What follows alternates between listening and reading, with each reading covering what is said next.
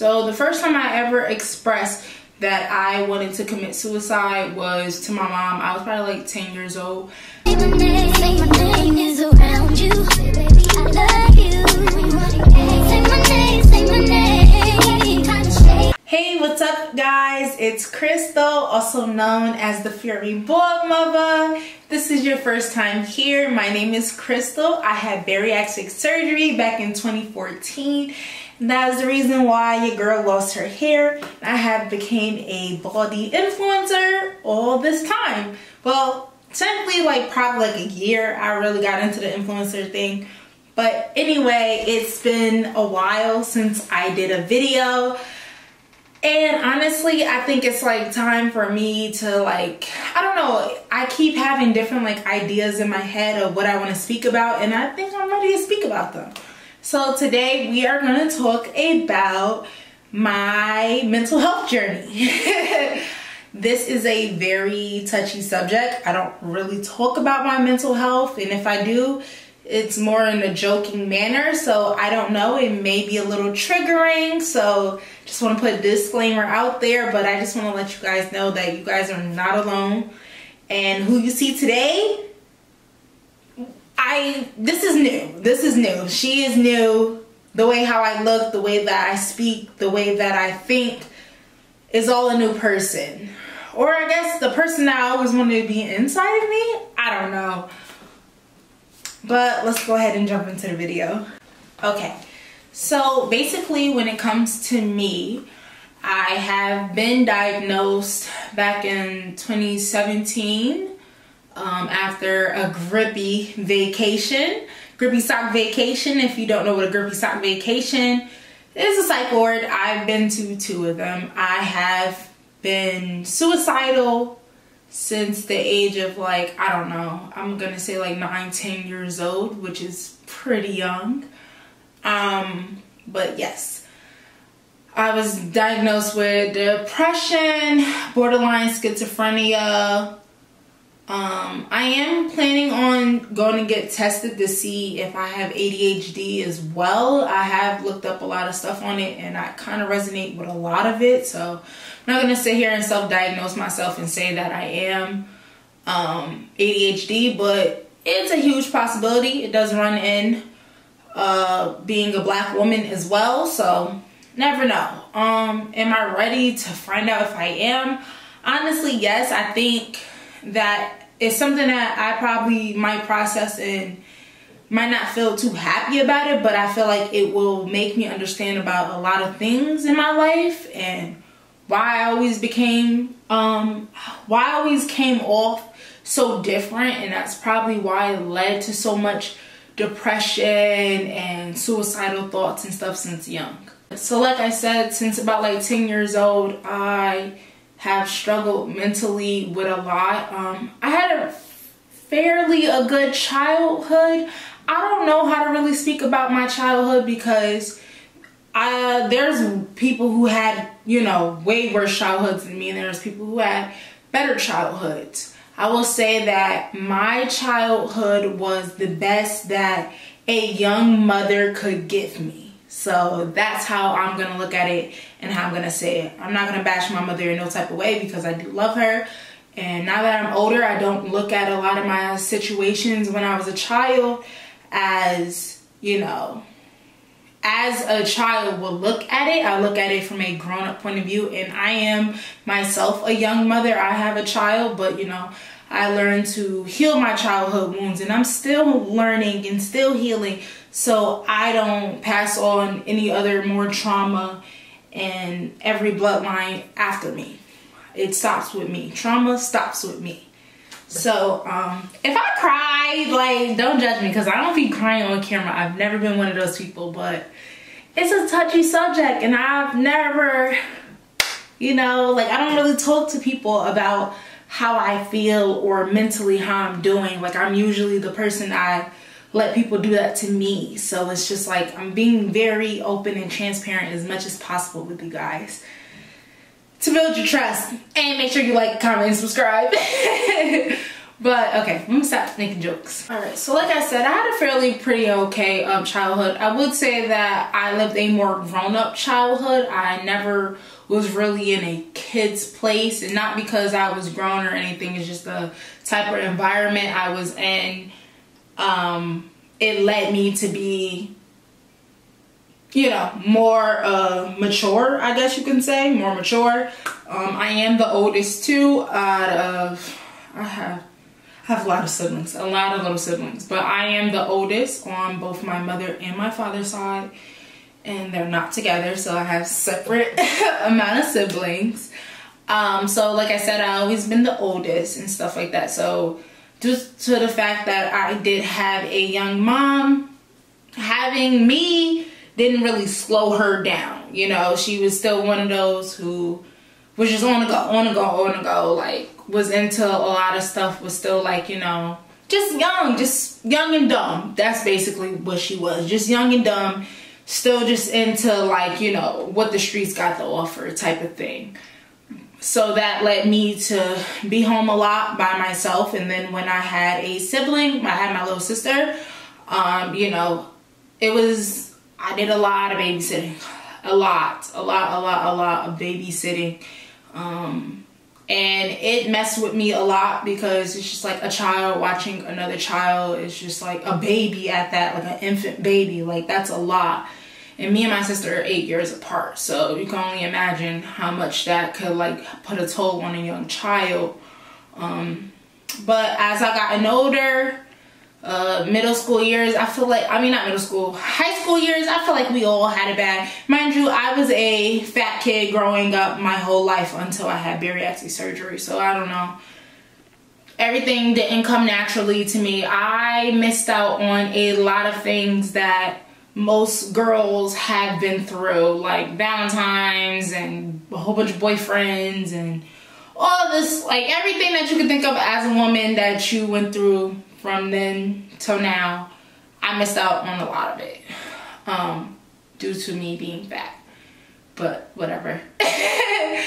I didn't really get bullied too much. I'm not gonna say that I had bully moments, like, you know, you're fat, like type of thing, but it was nothing really too like I felt like I want to kill myself because of others type of lifestyle.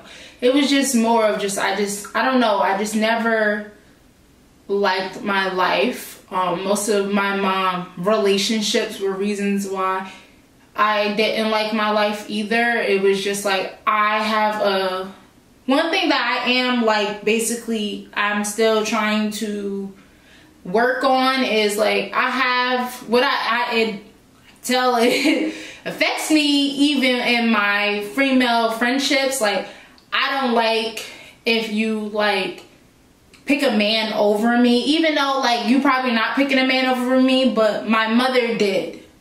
So it's just like when I feel like that's happening to me any type of way, it gets me like, you know, it gets me really angry. And it's not like I'm over here shouting out, I'm not jealous or anything like that. It just triggers me or whatever. And I noticed that it triggers me, you know. So I'm still working on that. But yes.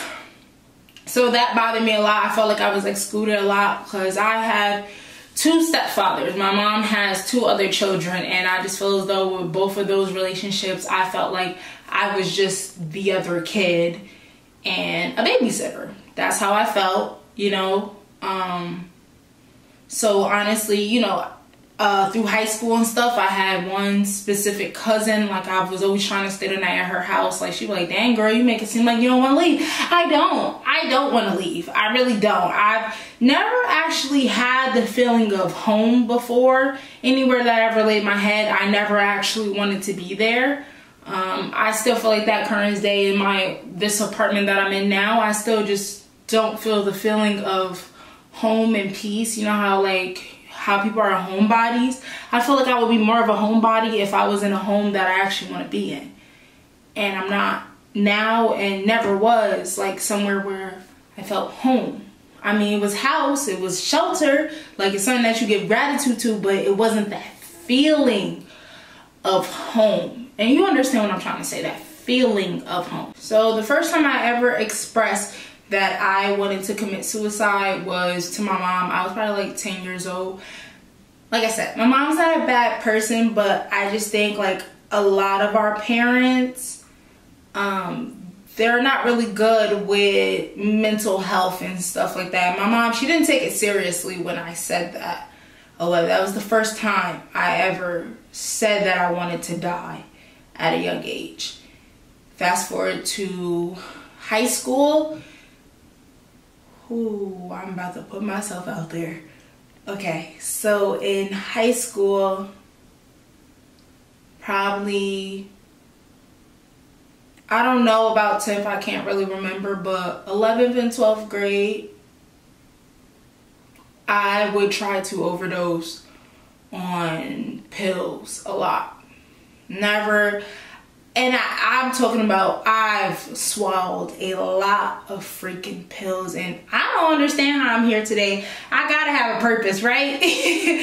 I must have to have a purpose, because I should not be here at all. Or if I would be here, I'd probably be a vegetable, brain dead somewhere, you know what I mean? Like, I shouldn't be here. But I'm blessed to say now that I'm here to even be able to express this. So yes. I would just wake up and be so upset that I'm waking up alive. Like, how am I alive swallowing all these freaking pills? Like, not understanding. I never really wanted to do it any other way because I thought it would hurt. I don't slip my wrist or anything. I was never the type to slip my wrist or anything like that. Nothing against people who do. It's just that I never did. I'm not good with pain. I don't even own tattoos, and I only have these piercings right here. So I'm not good with pain.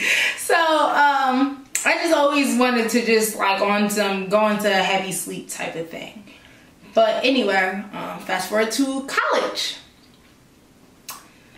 Okay, so around my grown up time, probably like 18, I never told anyone, but that's when my brain started really going. Like, literally hearing voices and just, you know, hallucinating, thinking I'm seeing things. All different type of stuff, but I just never told nobody. I just, you know, just thugged it out and stuff. And that's where the art came in. I started around like 19 years old. I started doing art. I started drawing to help me, you know. And I just started, sometimes I would just start drawing things that I see and stuff like that. And people just thought my art was so cool and stuff. I'm just like, oh yeah, where did you get this type of stuff? I'm just over here like, I don't know. Just something that came up in my head. Like, no, I really see these type of things, and I just like to draw it out. I didn't even know I knew how to draw until 19. I never knew I could even do any type of art. Like, honestly, that was, oh snap. I started doing art.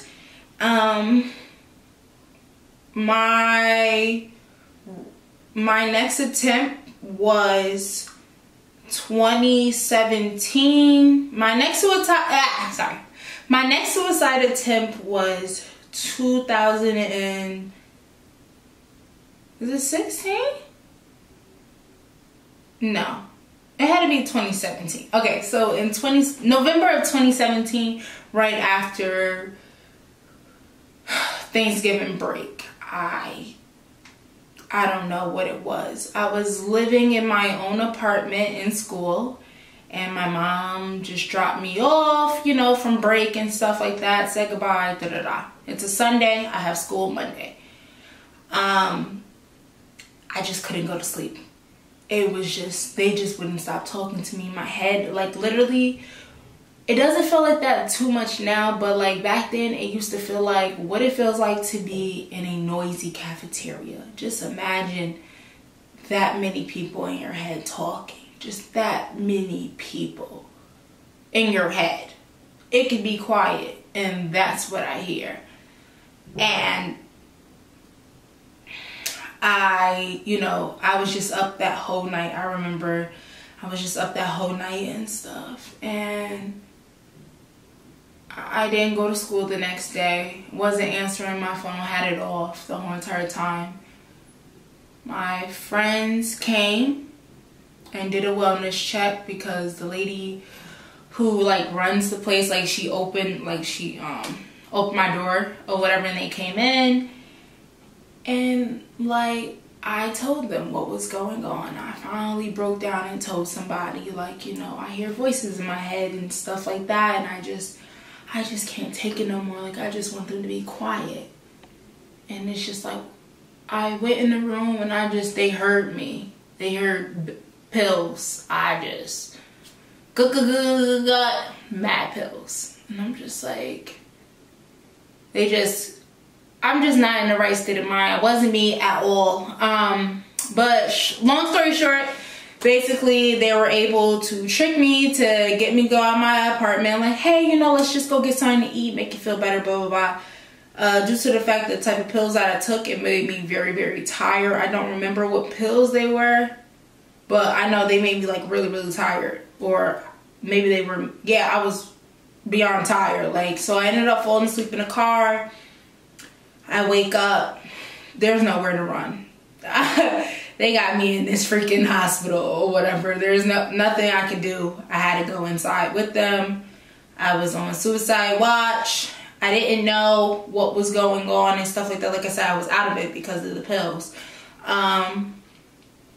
Basically, ended up getting admitted to a psych ward. I didn't know I was in a psych ward until like 2 days later. If you want a whole psych ward like video, I can go in depth of how my stay was at both of the psych wards. So I'm not gonna, cause that's just gonna go into. But anyway, ended up being in a psych ward for a week. My mother came to visit me up there.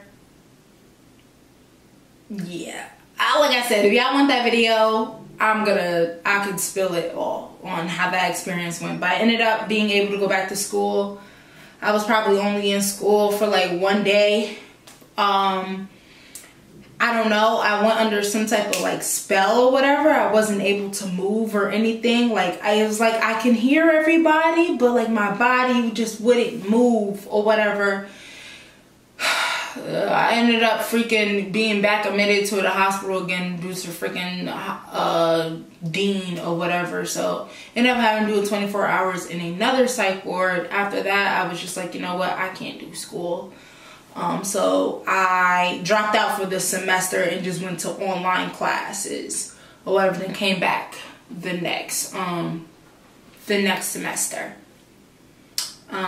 Shortly after, I got pregnant with my son, and you know, that situation wasn't the best. I'm not gonna sit here and try to make it seem like it was something else, but basically I never healed from everything that was going on. And at the same time, when I, like, around all that time, me and my mom wasn't talking. It was a lot bad. It was just, you know what I mean? It was just nothing good. And then, damn, you're slapping a baby on it. And just, like, I'm happy that my son is here. But, like, now looking back, those state of mind as mentally I was in, I shouldn't have been having no baby type of thing, because a baby is supposed to be something that's happy type of thing, like something, you know, and mentally I should not have been a mom or whatever. But I'm here and he's healthy and he's loved, and I'm working on myself to be a better mom. And I'm a good mom right now, but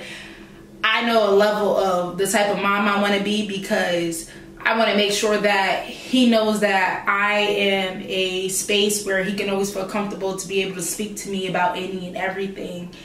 And that's what I want. And I want to be able to build up that type of trust with him. So it's just, the older he gets, the more, you know, he's only about to be 5. So the trust we got is like this, but I want to keep that until his grown-up life. But anyway, even when I was pregnant, I was suicidal still. No one really knows that, but yes, I was suicidal.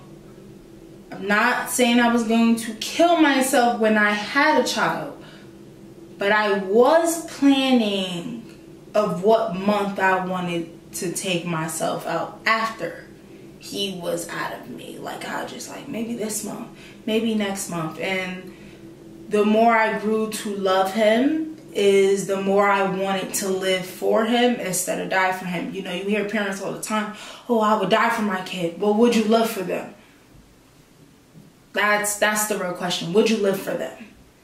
And from then, let's fast forward to, I finally had the bariatric surgery in 2018. Not 2018, sorry. 2019. I had it in September 2019. I just broke up with my son's father. So, and it was just like, from there, my life started looking up. Started losing the weight, got a really good job. Got my first apartment, like my real apartment, because the one in college, you know, it was a college apartment. This is my like first real apartment or whatever. You know, just things just started looking up for me and stuff like that. Mentally, I was starting to do way more better and stuff. I haven't had like a suicide thought since like probably my son being 3 months. 3 months into this world, that was the last time I had a suicide thought. So, yay me. But me working on my childhood trauma and all that stuff, literally all last year. Well, yeah, 2 years, because I've been here for 2 years. So yeah, a whole year of me. And that was about to be 2 years. It's about to be 2 years, probably like January or something like, no, not January, sorry. November. November makes 2 years of me really focusing on myself, really changing who I am and who I wanted to be. I listened to a lot of podcasts. I started praying, because the thing about it, I guess you could say I was an atheist growing up. I didn't believe in anything, and there's nothing against people when I'm about to talk about religion or anything. You can believe in whatever you want to, but I will say, if you don't have nothing to believe in, you feel like nothing can happen, nothing, you can't achieve anything. You feel helpless, like literally it just seems like nothing can go good for you and stuff. And once I like really started becoming spiritual and just really understanding things from a grown-up point of view, like I forgave my father, I forgave my mother, I forgave my son's father. My son's father. Like, I forgave anybody who ever gave me trauma and stuff like that. But on top of it, I did learn how to shut my mouth. I not tell people things, because I always needed validations from other people. I stopped needing validations from people. I start cutting off people who are not vibrating in the same vibration as me, even if it hurt me like hell. Like, I've cut off best friends, I cut off really close cousins, I even cut off my mother for a little bit of time. Like, honestly, I cut off so many people that mean the closest to me, because it's just like we weren't aligned anymore. And it's just like who I am today, I couldn't, we just couldn't vibe anymore, like, honestly. And it doesn't mean that they're a bad person or nothing like that. It's just that I know I can't help everybody, and I can't bring everybody with me either on my journey, of my spiritual journey. Everybody has their own paths, and I noticed that once I did start going on my own journey, the people that I want to attract is slowly but surely coming in and stuff. And on top of it, I've even been doing a whole celibacy freaking journey. It's been, you know, but I do suggest everyone to do it. And honestly, I know a lot of people like, girl, you know, But seriously, if you know that you mess with certain people due to the fact you're thinking with, you know, down there instead of up here, like, you know, mentally you should not be messing with this person, but you know, oh, he got some good da-da-da, or she got some blah blah blah. Literally, they're holding you back. They're holding you back. So like, once you stop doing stuff like that, honestly, people start giving you the ick. Like, you're like, oh my God, I can never let you touch me. I can never let you touch me. Like, yeah, you feel lonely. Yes, you have urge, you have needs and stuff like that. But this is why I say, whatever that you're trying to do with your life, like, get into it, get busy, like, stay busy, and it won't even really affect you. I don't even watch TV or whatever, so I don't really see anything that turns me on or anything like to get me there. Like, you know, randomly, you know, you might, but it's just like, if you keep yourself busy, you know, it gets easier. But honestly, the caliber of women or men that you want to attract, you will, because, you know, you're not giving your time to the ones that shouldn't. That's pretty much sums up my journey. Like I said, I love who I am today, the way how I can express myself. I'm happy. I didn't cry. I didn't cry, but it's just like, I know something was just telling me, and this specific topic has been on my heart for a couple days, and it just kept telling me, you need to share your story, share your story, share your story. Like, and I genuinely want to be that person who I just want to be that person for everyone else, that you're not alone. You're not alone. Like, even when you feel alone, you're not alone, honestly. Like, I've been through a lot, and there's people who even been through worse than me and have gotten through it. And it's not like to water down your situation or water down my situation, but I just want to let you know, like, you can do it. You can do it. And literally, I used to blame a lot of, you know, a lot of things that I've been through. Like, I've even been SA and everything. No, I will never give you a story time on that, so don't even ask. It's not brutal SA, so I don't think it's really too much worth sharing. But anyway, I went through a lot of stuff that messed with my mental, and a lot of it, now that I look back, I'm upset that I even let it get to me like that. But I noticed that the type of people I had around me getting advice from wasn't helping either. So once I stopped looking for others for advice and start looking within and start getting closer to God, it, like, you know, it helped me actually more, and like podcasts and stuff like that. But it's just like, it's not saying that you can't talk to anyone else, but when you are talking to other people, make sure that they're giving you advice from a healed point of view versus a hurt point of view. And most of the time, hurt people lead other hurt people. Like, that's just what it is. Even go get you a therapist. I personally haven't gotten a therapist yet, but I am looking into getting one, because I think at the same time I still need help myself. I still struggle with things that I need someone else to make me understand that I don't comprehend, because it's just like I don't know, it's just certain things that I think like I need someone else input on certain things. But I just want to let you know, if you need someone to talk to, you guys can hit me up on Instagram and we can have some deep conversations if you need to. Like, it could be about weight loss, it could be about hair loss, it could be about depression. It can be about anything. Most of the time I can relate to anyone and anything. I have been through a lot, and even if I haven't been through the same thing you have been through, I definitely can help you on steps on how you can achieve to go past it. So make sure that you like, comment, and subscribe. Comment down below if you have any other questions or any topics that you want me to go over that you feel as though you need insight on. Bye!